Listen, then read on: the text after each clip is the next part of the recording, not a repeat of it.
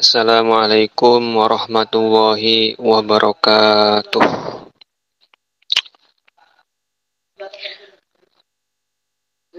Allahumma salli ala sayyidina Muhammadin al-fatih lima ugrik al-khatim lima sabaq nasirul haq bil haq wal hadi ila siratikal mustaqim wa ala alihi haqqa qadrihi wa miqdarihil azim. Bismillahirrahmanirrahim. Alam nashrah laka sadrak wa wada'na anka wizrak alladhi anqadha dhahrak wa rafa'na laka dhikrak fa inna ma'al usri yusra inna ma'al usri yusra fa idza faragta fansab wa ila rabbika farghab. Alhamdulillah, salatu wassalamu ala sayyidina Rasulillah wa ala alihi wa sahbihi wa man wala, amma ba'd. Alhamdulillah, setelah sekian lamanya kita ingin niatkan hadhihi dars untuk Ramadan, tapi dalam Ramadan banyak sekali kegiatan sehingga tidak bisa kita mulai. Baik, ini nama kitabnya Nurul Uyun fi Talkhisi Siratil Aminil Ma'mun. Ini kitab sejarah karangan Syekh Ibnu Sayyidin Nas, yang mana nama beliau ialah Muhammad bin Muhammad bin Muhammad bin Sayyidin Nas. Sayyidin Nas sendiri ini nama kakeknya, ya, nama kakek ke-11 atau ke-12 dari kakeknya. Beliau masyhur dengan julukan Syekh Ibnu Sayyidin Nas. Makam beliau di Mesir berdampingan dengan makam Syekhuna Tajuddin Ahmad bin Athaillah Sekandari. Makam beliau berdampingan di situ. Beliau populer dengan seorang muhaddis, seorang faqih, ahli fikih. Tapi beliau juga sempat-sempatnya mengarang kitab tentang sejarah. Kitab ini Nurul Uyun fi Talkhisi Siratil Aminil Ma'mun. Baik, kita mulai dari halaman 29. Langsung ke 29, soalnya itu sebelumnya itu sejarah beliau. Kalau antum mau baca aja.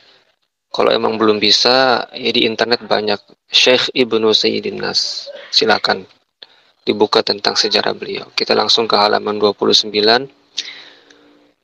Bismillahirrahmanirrahim. Qala al-muallifu rahimahullahu ta'ala wa adama an-naf'a bihi wa bi ulumihi fid darain amin.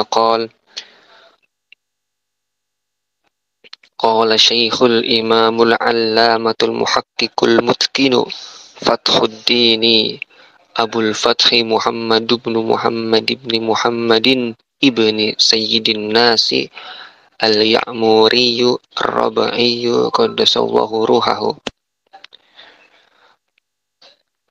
Qala, telah berkata siapa Syekh ini dalam literatur lughah dikatakan Syekh ini adalah guru yang umurnya 40 tahun ke atas. Tapi itu hanya berlaku di sebagian daerah, ya. Jadi ada yang mengatakan Syekh ini adalah guru yang umurnya 40 tahun ke atas. Tapi banyak yang kita temui sekarang, anak-anak muda yang masih muda-muda itu panggil Syekh. Al-Imamu yang menjadi pemimpin, Al-Allamatu yang keilmuannya banyak, Al-Allamah keilmuannya banyak, sigot mubalaghah, Al-Muhaqqiqu yang tahqiq, bukan hanya mendalam, bukan hanya allamah tapi tahqiq, mendalam. Bukan hanya banyak, ya, bukan hanya allamah ilmunya, juga muhaqqiq, juga dalam. Jadi beliau ini bukan hanya banyak mempelajari suatu ilmu, tapi juga beliau benar-benar mendalaminya. Al-Mutqinu dikatakan di sini yang keilmuan beliau ini sempurna. Fathuddini, beliau juga dijuluki Fathuddin.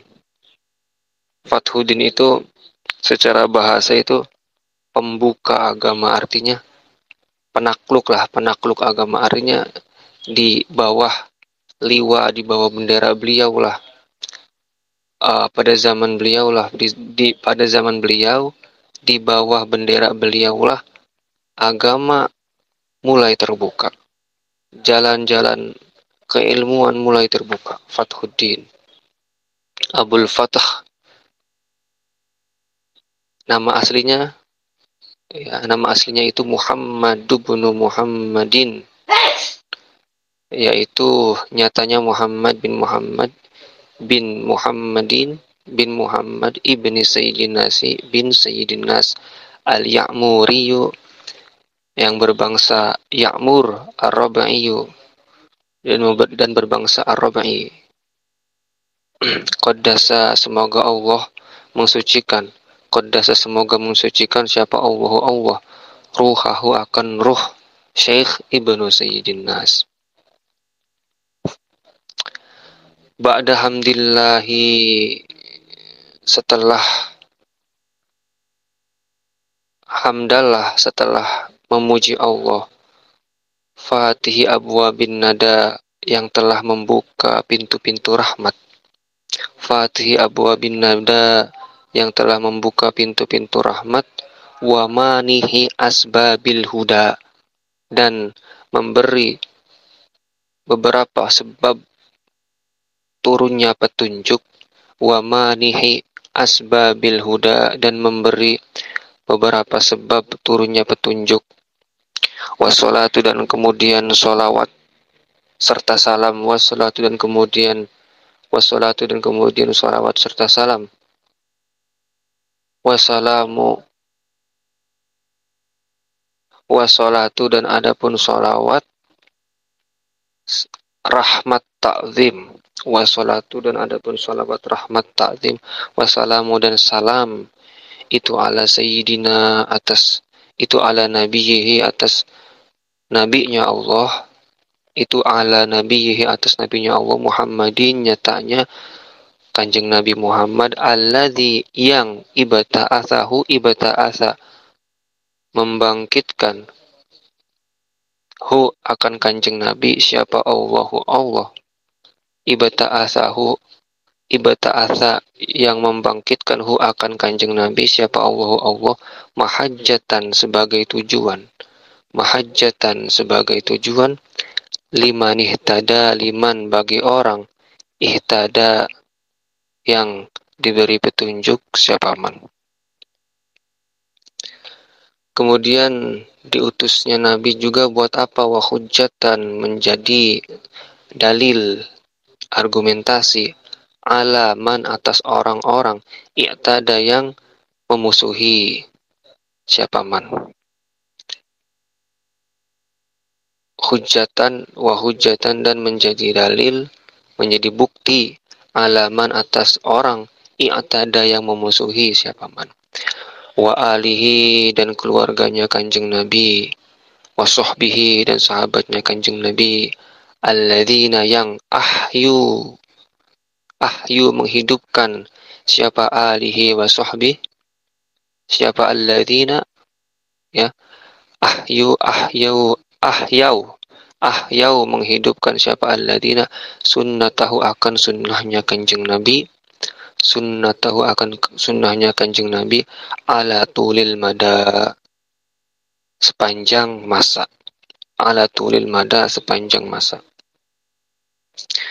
Falamma, maka ketika, wada'tu, ini secara bahasa diterlak ini artinya menaruh, tapi di sini ini mengarang. Wada'tu, telah mengarang atau telah menyusun siapa saya. Wada'tu, telah menyusun siapa saya. Akan kitab saya. Ya, maksudnya saya ini Syekh Ibnu Nas, katakan seperti ini. Al-musamma, yang dinamakan. Jadi nama kitab beliau ini Uyunul Athar fi fununil maghazi wasyama'ili wasyar. Nyatanya kitab Uyunul Athar fi fununil maghazi wasyama'ili wasyar. Ini kitab asli beliau, ya. Ini kitab asli beliau. Kitab sejarah kitab sejarah beliau yang panjang.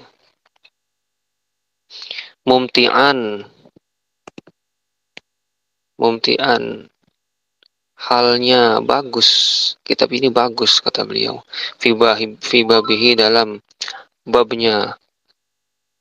babnya kitabi, ya hinya ini merujuk ke atas kitabi, fibabihi dalam babnya kitabi, mughniyan, cukup, kitab ini cukup, amma dari apa-apa, siwahu selainnya kitabi, selainnya kitabi, hunya ke atas kitabi, liqasidi hadzal ilm, liqasidi hadzal ilmi, untuk tercapainya ilmu ini, maksudnya ilmu sejarah. Liqasidi hadzal ilmi, untuk tercapainya ilmu ini. Liqasidi hadzal ilmi, untuk tercapainya ilmu ini. Watullabihi, dan yang mencari hadzal ilm. Hi-nya kembali ke hadzal ilm. Watullabihi, dan yang mencari hadzal ilm, yang mencari ilmu ini. Ra'aitu, melihat siapa saya. An ulakhiso.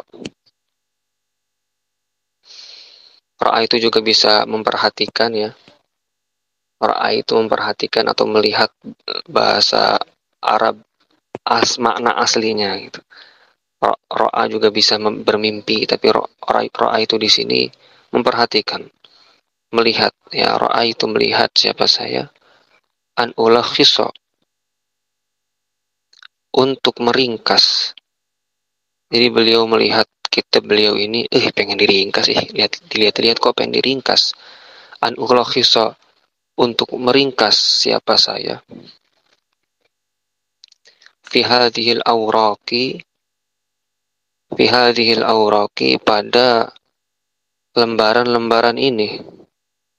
Awraq juga bisa dimaknain daun, tapi awraq di sini lembaran, kertas, naskah.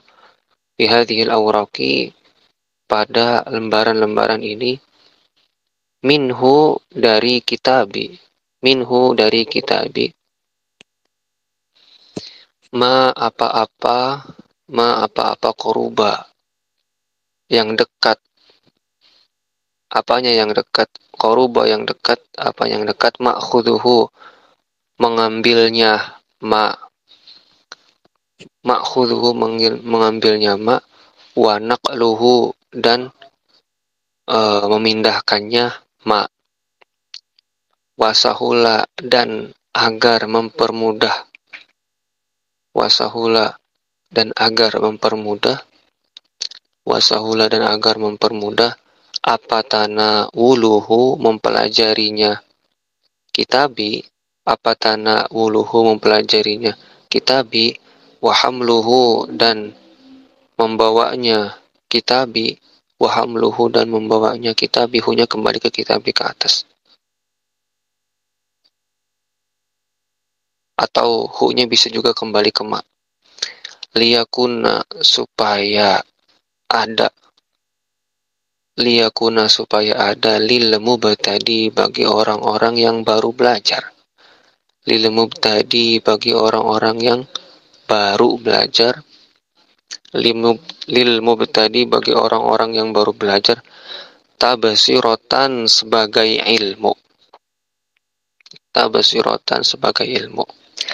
Walil muntaha, dan bagi orang-orang yang telah mempelajarinya. Dan bagi orang-orang yang telah mempelajarinya. Tazkiratan, itu sebagai pengingat. Itu sebagai pengingat.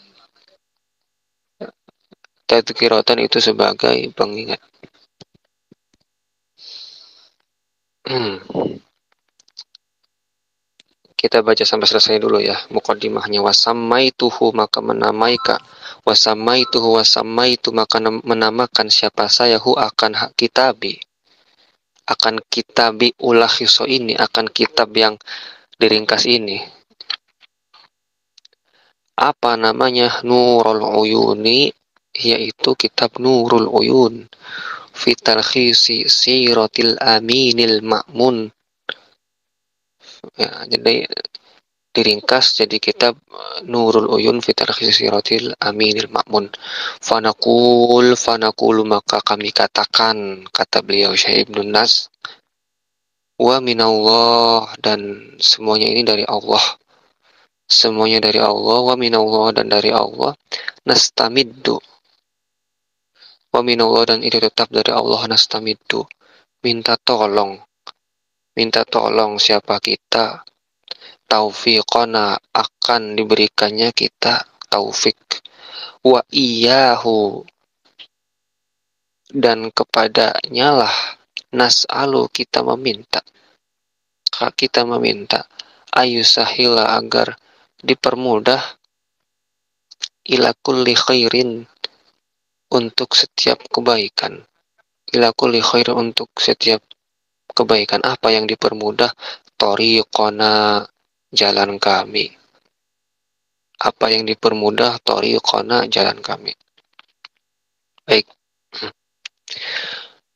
Bismillahirrahmanirrahim, katanya Syekh Ibnu Sayyidin Nas, ya, kita kembali ke halaman 29. Ba'da hamdillahi fatihi abwabin nada wa manihi asbabil huda wassalati wassalami ala nabiyyi Muhammadin alladhi ibta'athahu Allahu mahajjatan liman ihtada wa hujjatan ala man i'tada wa alihi wa sahbihi alladhina ahyau sunnatahu ala turil mada. Setelah tersampaikannya pujian kepada Allah, maka terbukalah pintu-pintu rahmat. Jadi kata beliau, Tasya Ibnu Sayyidin Nas, ketika kita telah melakukan hamdalah, itu pintu-pintu rahmat Tuhan terbuka. Wa manihi asbabil huda, dan setelah kita membaca hamdalah juga, itu juga bisa menjadi sebab Tuhan memberikan petunjuk kepada kita. Wassalati wassalami ala nabiyhi Muhammadin alladhi ibta'athahu Allahu mahajjatan liman ihtada. Sholawat serta salam tak henti-hentinya terus tercurahkan kepada nabinya Allah. Siapa nabinya Allah? Yaitu Sayyiduna Muhammad, yang mana nama Muhammad ini, Sayyidina Muhammad ini, terkenal di muka bumi, di bumi, sedangkan nama beliau di langit ini terkenal dengan sebutan Ahmad, ya. Nama beliau di bumi disebut Muhammad, tapi nama beliau di langit disebut Ahmad. Makanya di Quran itu kan ada, ya kan, imba'dismuhu Ahmad. Jadi salawat serta salam terus kepada nabinya Allah, ya ini Kanjeng Nabi Muhammad, yang mana Kanjeng Nabi Muhammad ini diutus oleh Allah ini sebagai tujuan bagi orang-orang yang mencari petunjuk. Jadi orang-orang yang mencari petunjuk ini diarahkan ke beliau, gitu. Kemudian dari sebab beliau dibangkitkan juga, beliau itu menjadi wahujjatan ala man i'tada, menjadi dalil, menjadi bukti untuk orang-orang yang memusuhi. Artinya ketika banyak orang-orang yang memusuhi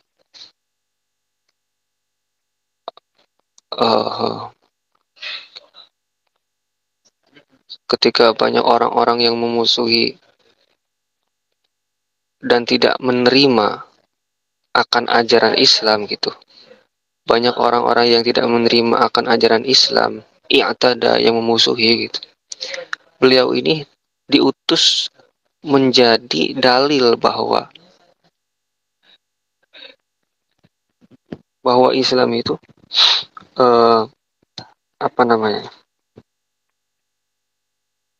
bahwa Islam itu tidak seperti itu, gitu. Beliau diutus menjadi hujah, menjadi dalil, menjadi argumentasi, menjadi bukti bagi orang-orang yang tidak percaya agama, supaya mereka ini mengerti agama ini seperti ini, gitu. Agama ini seperti ini. Makanya di sini wa hujjatan ala man itada ini garis kesimpulannya Rasulullah ini berakhlak mulia kepada musuh-musuhnya, lawannya. Sehingga Rasulullah ini menjadi dalil, menjadi bukti ini loh agama yang dibawa Kanjeng Nabi, penuh rahmat serta takdim. Seperti itu kurang lebih. Wa alihi wa sahbihi alladhina ahyau sunnatahu ala tulil mada. Yang mana sunnah beliau ini terus menerus dihidupkan sepanjang masa oleh keluarga-keluarga beliau, juga sahabat-sahabat beliau. Terus keluarga sahabat tabi'in terus sampai sekarang sunnah beliau, ajaran beliau masih terus hidup, alhamdulillah. Kemudian setelah Syekh Ibn Nas memuji Allah dan bersolawat kepada Kanjeng Nabi serta memberikan sedikit sedikit pencerahan, maka beliau katakan lagi, falamma wada'tu kitabi al-musamma uyunal athar fi fununil maghazi wa syama'ili wasyar. Kata beliau, ini saya namakan kitabnya ini namanya Uyunul Athar fi fununil maghazi wa syama'il wasyar. Yang mana artinya ini Uyunul Athar seberkas permata, fi fununil maghazi wa syama'il wasyar, dalam peperangan, karakteristik dan perjalanan hidup Maulana Muhammad. Itu secara artinya.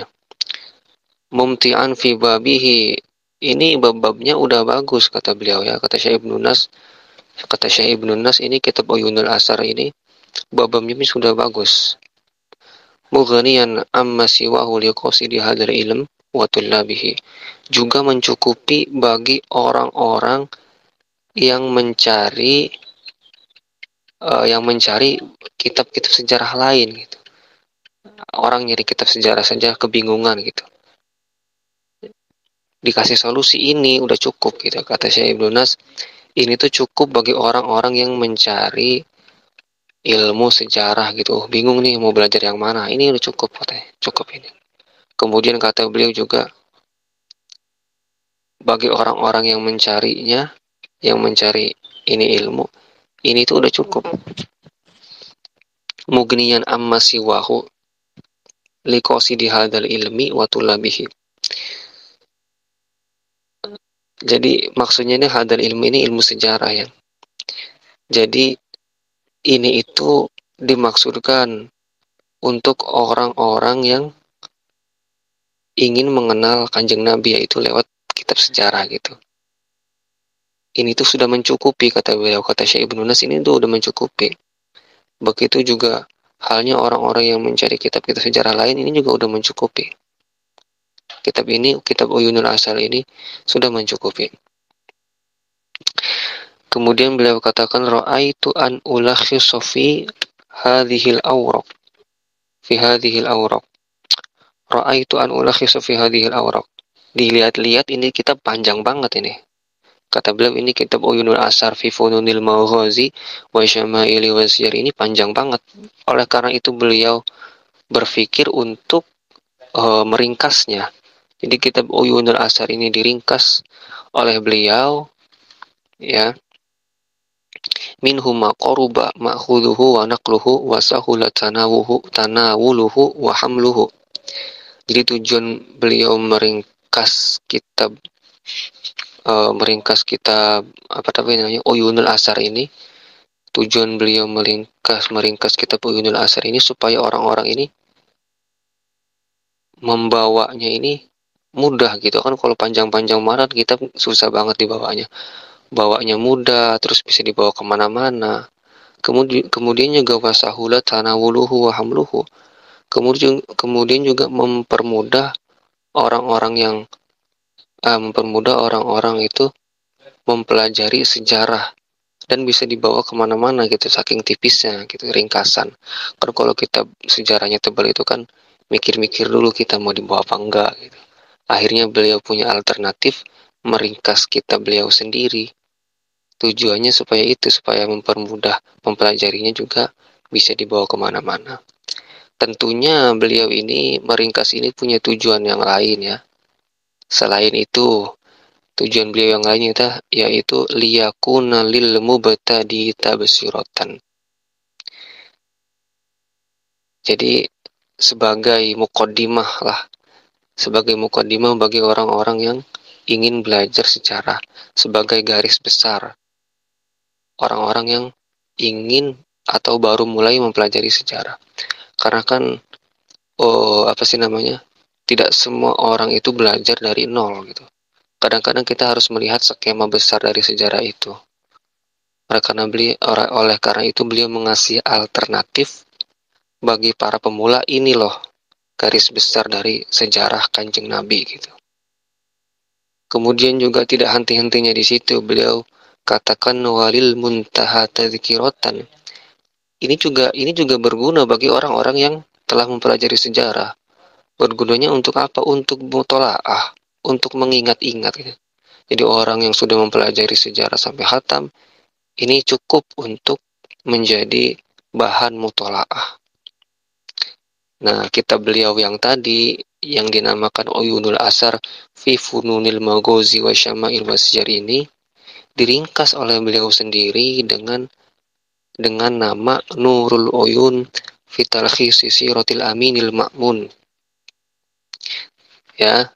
Jadi kitab beliau Uyunul Asar diringkas jadi Nurul Uyun.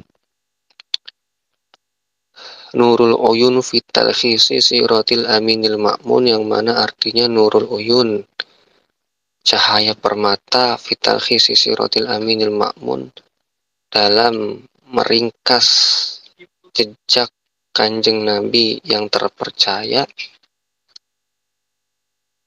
al-ma'mun, yang juga diberikan amanah.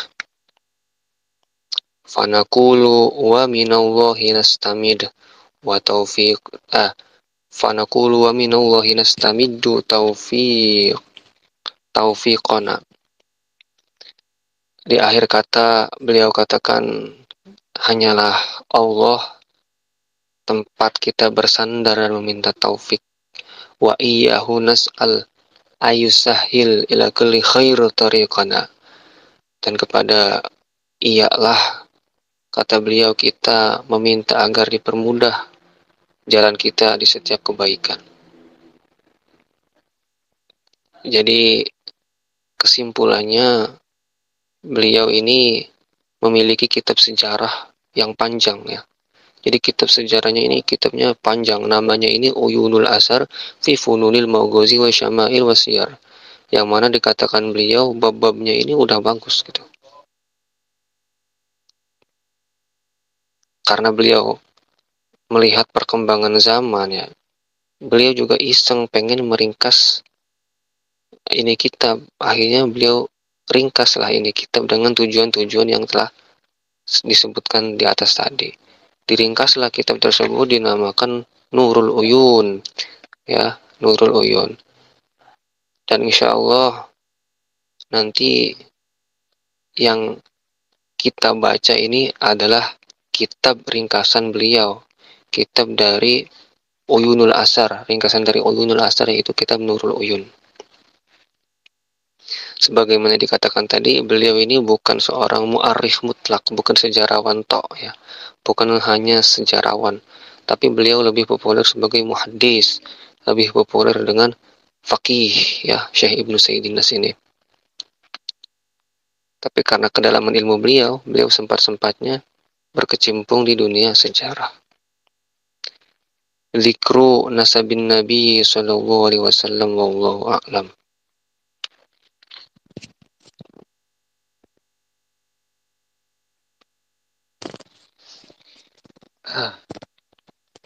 Zikru nasabin Nabi sallallahu alaihi wasallam. Baik, sebelum aneh lanjut, aneh mau ngasih sedikit masukan ya. sebaiknya kalau misalkan kita ingin mendengarkan atau mengambil sebuah ilmu, atau kita ini sebagai tulabul ilm, seyogyanya itu sebaiknya itu kita tuh harus punya wudhu, ya, harus punya wudhu dalam belajar itu, supaya kita ini dapat cahaya. Wudhu itu kan kita kan dapat cahaya, cahaya ketemu cahaya jadinya cahayanya gede. Kan katanya gurunya Imam Syafi'i kan, Waqi bin Jarrah katanya, al ilmu nurun wa nurullahi la yuhda lil asi. Ilmu itu cahaya, dan cahaya ini tidak akan diberikan kepada orang yang bermaksiat. Kita ini semuanya bermaksiat, ya kan? Untuk menetralisir, ya, untuk apa namanya, menetralisir gitu, ya kan? Untuk minimal, meminimalisir, untuk meminimalisir, minimal, untuk meminimalisir kemaksiatan kita, kita harus, sebelum kita mengambil cahaya itu, sebelum kita mengambil ilmu itu, kita harus berwudu. Itu kata Sayyidi Al-Habib Abu Bakar bin Hasan Al-Attas Az-Zabidi. Kemudian juga salah satu muhadarah beliau, ya, kata beliau, kata Abu Ya Az-Zabidi, siogianya itu sebelum kita belajar itu niat pasti, ya, niat. Tapi beliau menyarankan untuk baca surat Alam Nashrah Laka Sadrak. Kayak gitu. Makanya pas awal-awal aneh baca Alam Nashrah kayak gitu. Kemudian juga sebagaimana Ustadz Irmawan ajarkan, ya, walaupun terkadang kalau beliau itu ngajar itu langsung dijelasin, ya, tapi kan ada sesi-sesi di mana beliau itu baca sholawat fatih sebelum masuk ke daras atau pelajaran.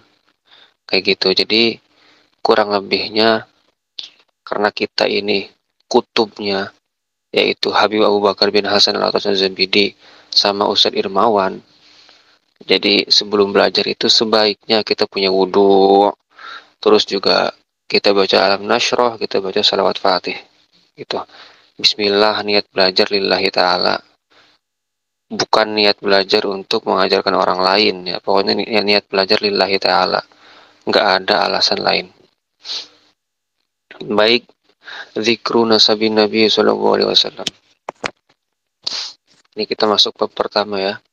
Qala al-muallifu rahimahullahu ta'ala wa adaman naf'a bihi wa bi ulumihi fid daraini amin. Qala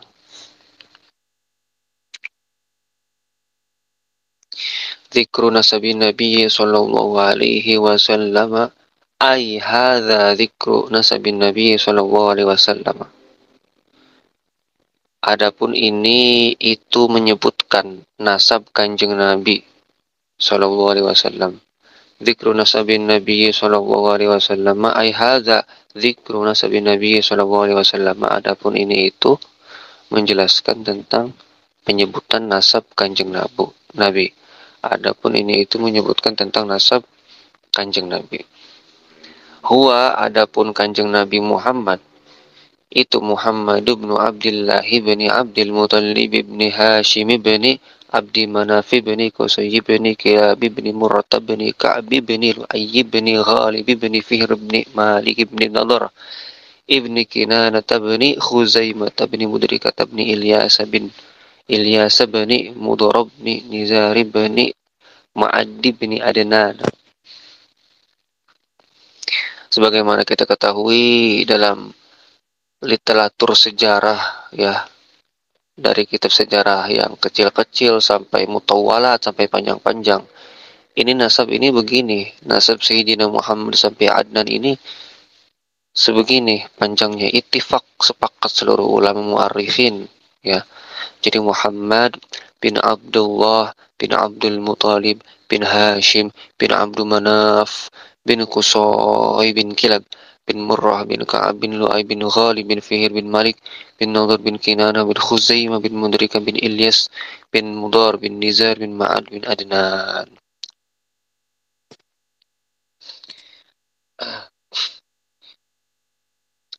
Sebagaimana yang diamanahi oleh guru kita Al-Habib Abu Bakar bin Hasan Al-Attas Az-Zabidi,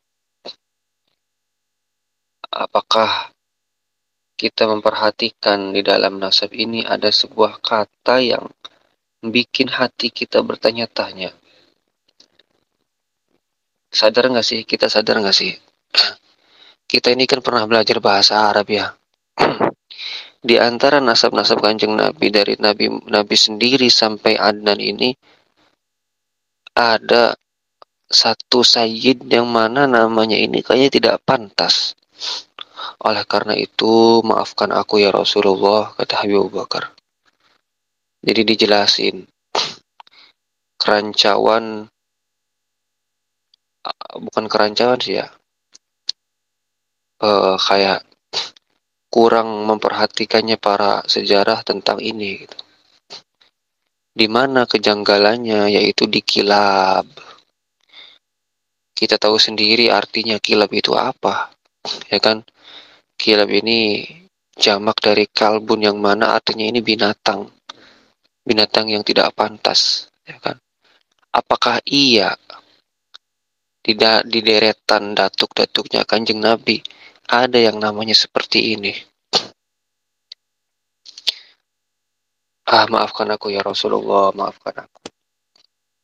Jadi kita ini kalau misalkan jadi mu'arikh ya, jadi seorang sejarawan, jangan hanya jadi sejarawan, tapi jadi mu'arikh, mu'addib, sejarawan yang mendidik gitu. Masa iya kita berani gitu ya menyebutkan ini gitu. Oleh karena itu di salah satu kajian beliau mengenai kitab Asy-Syifa, Habib Abu Bakar itu waktu Ramadan kemarin beliau Ramadan tadi ya kemarin lah. Ramadan kemarin beliau katakan wahada kilab asluhu hakim. Jadi kilab Sayyidina Kilab ini bukan kilab namanya, tapi namanya hakim. Oleh karena itu kita punya kewajiban ya.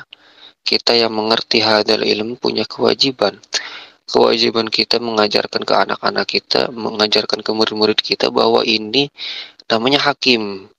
Jadi Qusay bin Hakim bin Murrah ya. Laisa kilab, bukan kilab, tidak sopan.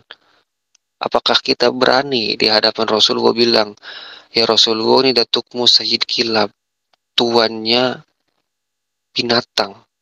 Ya maafkan aku ya Rasulullah. Misalkan kita di hadapan Rasulullah kita bilang, ya Sayyidi ya Rasulullah, datukmu Sayyidi Qusay, tuan Qusay, datukmu Sayyid Kilab, tuannya para anjing. Apakah kita berani bilang begitu? Adabnya kemana gitu? Adabnya kemana?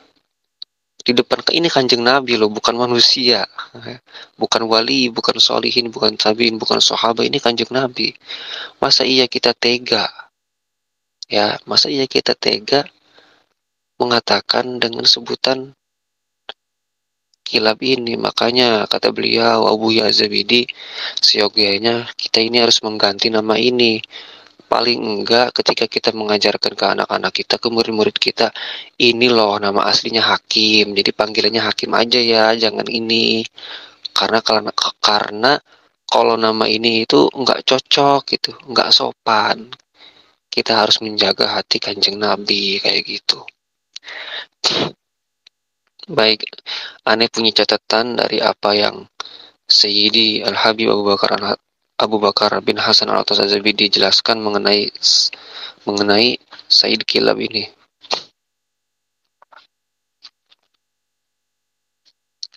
Jadi beliau ini mereview ya. Abu Yazabidi ini mereview kitab-kitab para mu'arikhin yang mutawalat, yang panjang-panjang.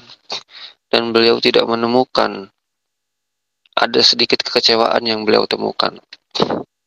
Jadi sebelumnya kenapa Sayyidina Hakim bin Murrah bin Ka'ab ini dijuluki dengan kilab gitu ya Rasulullah, maafkan saya ya Rasulullah. Pertama, beliau Sayyid Hakim ya, Sayyid Hakim ini beliau ini seorang yang soleh, diceritakan di kitab-kitab mu'arikhin yang panjang itu. Beliau orang yang soleh, orang yang alim, sains ya, orang yang sains. Kemudian juga beliau merupakan penjaga Ka'bah. Penjaga Ka'bah. Hobi beliau ini memburu. Hobi beliau ini memburu kelinci rusa di daerah Mekah. Ya, beliau itu punya hobi, punya kesukaan, beliau itu berburu. Dan kenapa beliau disebut kilab, ya maafkan aku ya Rasulullah. Karena beliau ini memelihara anjing. Jadi ketika beliau ini uh, berburu kelinci atau berburu rusa, beliau selalu membawa anjing-anjing ini beliau selalu bawa gitu. Jadi ketika beliau berburu kelinci atau berburu rusa, beliau membawa anjing-anjing tersebut gitu. Beliau bawa anjing-anjing tersebut.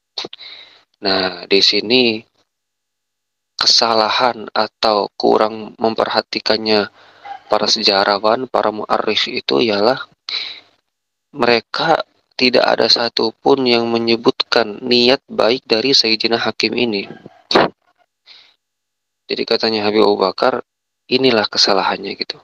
Jadi para mu'arrikh ini tidak menyebutkan niat baik dari Sayyidina Hakim ini. Niat baik beliau itu, kenapa ketika beliau berburu, beliau itu selalu membawa anjing-anjing itu.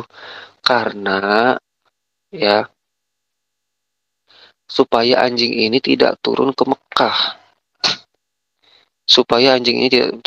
Dan para mu'arrikh ini tidak menyebutkan niat yang bagus ini. Jadi Sayyidina Hakim ini ketika berburu selalu membawa anjing ini punya niatan supaya anjing-anjing ini tidak turun ke Mekah. Kan otomatis kalau turun ke Mekah ntar najis, ya kan. Tidak mulia lagi Mekah itu, tidak mulia lagi Ka'bah ini. Itu niat baik dari Sayyidina Hakim. Ya antum bayangin aja ya, memelihara anjing yang banyak. Ya emang sejarawan tidak menyebutkan berapa anjingnya, cuman kalau banyak itu diperkirakan seratusan lah. Hitungan dahulu itu begitu, seratusan anjing. Itu bagaimana Sayyidina Hakim memelihara anjing-anjing tersebut, memberi makan segala macam. Dan beliau menjaga supaya anjing-anjing itu tidak turun ke Mekah.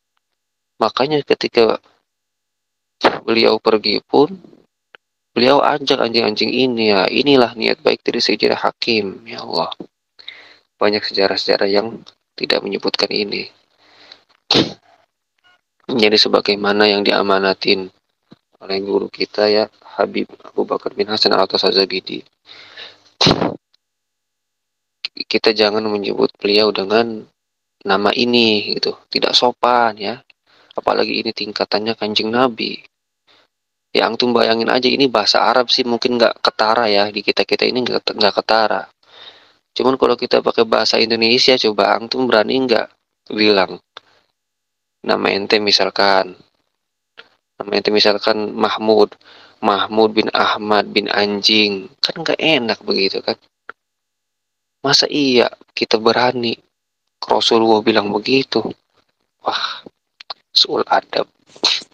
Makanya kita ini selain belajar sejarah, kita juga mempelajari sejarah ini harus dengan adab. Kayak gitu ya. Jadi nanti kalau diajarin ke murid-murid kita atau anak-anak kita nanti, kita jangan panggil pakai nama ini, jangan. Kita panggil pakai nama Hakim bin Murrah. Ya. Di Muhammad bin Abdullah bin Abdul Muthalib bin Hashim bin Abdul Manaf bin Qusay bin Hakim bin Murrah bin Ka'ab sampai Adnan. Kayak gitu. Dan kejadian ini terjadi gitu. Belum ada satupun sejarawan atau guru-guru kita yang pernah mengajarkan kita tentang nasab ini, ya kan, walaupun kita dulu di pesantren-pesantren gitu, yang mengajarkan bahwa ini loh nama aslinya Hakim, adabnya jangan pakai nama ini, ya gitu. Karena nama ini kalau diartiin ke bahasa Indonesia artinya sangat-sangat fatal kayak gitu. Ini amanah dari Habib Abu Bakar, semoga kita kita bisa mengajarkan ke orang lain atau mengajarkan ke anak kita nanti bahwa Kanjeng Nabi ini tuh bukan ini namanya loh, tapi Hakim gitu, Hakim bin Murrah bin Ka'ab. Begitu kurang lebih ya. Hadza adapun ini, itu huwa maksudnya itu nasab yang di atas ya, Kanjeng Nabi sampai Adnan, Kanjeng Nabi Muhammad sampai Kanjeng Nabi Adnan, itu muttafaku, disepakati alaihi atasnya nasab, alaihi atasnya nasab, wafima dan pada apa-apa ba'da Adnana setelah Adnan, setelah Sayyidina Adnan, ila Adam sampai Sayyidina Adam, itu khilaf perbedaannya, itu khilafun berbeda, kasirun banyak, apa khilaf. Jadi ulama-ulama ini sepakat mengenai nasab Kanjeng Nabi Muhammad sampai Adnan. Di dalam kitab-kitab mu'arikh juga ya, di dalam kitab-kitab tarikh, di dalam kitab-kitab sejarah juga, baik yang pendek maupun panjang, itu semuanya sepakat Muhammad sampai Adnan itu nasabnya itu begini gitu. Dan ulama fikih menghukumi ini itu dengan sunnah, menghukumi menyebut nama Sayyidina Muhammad sampai Adnan ini sunnah, nggak ada perbedaan tuh ya, semuanya sama, Muhammad bin Abdullah bin Abdul Muthalib bin Hashim bin Abdul Manaf bin Qusay bin Hakim bin Murrah bin Ka'ab, terus sampai Adnan itu nggak ada perbedaan. Kemudian juga mengenai Adnan, akan tetapi ya mengenai Adnan sampai Adam ini itu banyak khilafun kasir, banyak perbedaan yang menonjol yang banyak. Oleh karena itu ulama fikih menghukuminya dengan makruh. Makruh menyebutkan nasab Sayyidina Adnan sampai Adam, makruh. Ada yang bilang juga makruh menyebutkan dari Sayyidina Muhammad sampai Adam. Akan tetapi ya ini dikecualikan kalau kita ingin mengkaji hadza nasab gitu, kita pengen mengkaji ini nasab ya, kita nggak apa-apa kita sebutin itu Nabi Muhammad sampai Adam, nggak apa-apa. Ini begitu. Wa ummuhu dan adapun ibunya Kanjeng Nabi sallallahu alaihi wasallam itu Aminatu benu Wahbi bni Abdi Manafi bni Zuhrata bni Kilabi bni Murrata bni Ka'bi bni Lu'ayyin.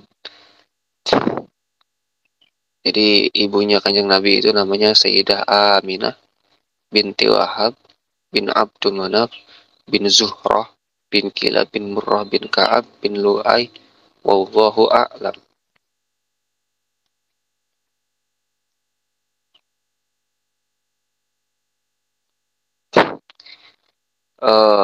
Pertanyaan yang sering kita mungkin pernah didengar ya, ini neneknya Kanjeng Nabi siapa sih? Setelah aneh lihat-lihat kitab-kitab dan buku-buku ya, jadi neneknya Kanjeng Nabi ini kalau dari jalur ibu ya, kalau dari jalur ibu itu namanya Barrah bin Abdul Uzza, neneknya Kanjeng Nabi ya. Kalau dari jalur ibu namanya Barrah bin Abdul Uzza. Tapi kalau dari jalur bapak ya, kalau dari jalur bapak, neneknya Kanjeng Nabi ini namanya Fatimah binti Aid ya. Jadi neneknya Kanjeng Nabi dari jalur ibu Barrah bin Abdul Uzza, dari jalur bapak Fatimah binti Aid. Panjang itu kalau kita sebutin bin-binnya itu, kita nyambung lagi ke atas. Jadi sempat ya ketika penjelasan kitab Asy-Syifa itu karangannya Imam Suyuti, Asy-Syifa bita'rifi hukukil Mustafa, menjelaskan tentang Kanjeng Nabi. Jadi seluruh nasab yang ada itu semuanya itu kembali ke Sayyidina Qusay bin Hakim bin Murrah bin Ka'ab, kayak gitu. Itu perlu penjelasan panjang lah.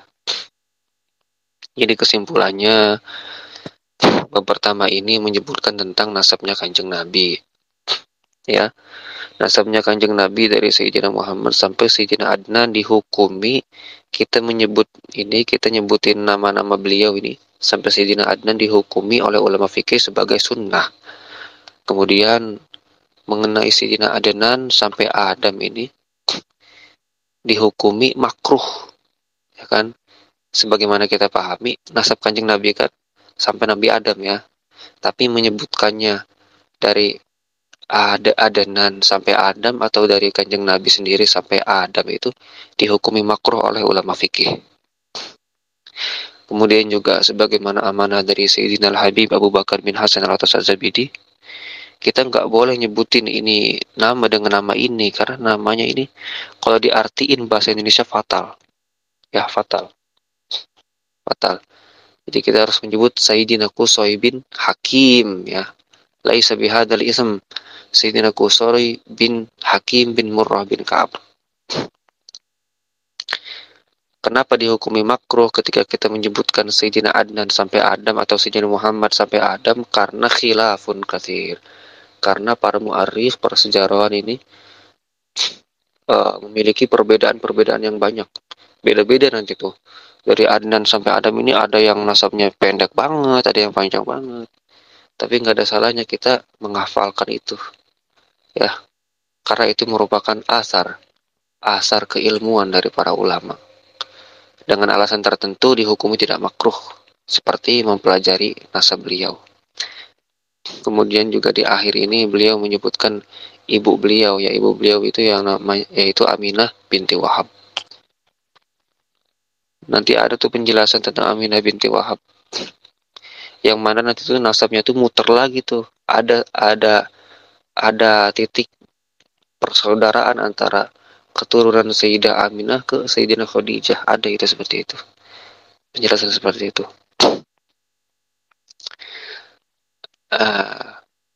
Iktafaitu bihada dars. Mungkin ini saja. Kalau misalkan ada pertanyaan atau kurang paham tadi aneh bacain kurang paham, silakan ditanyakan. Wallahu a'lam.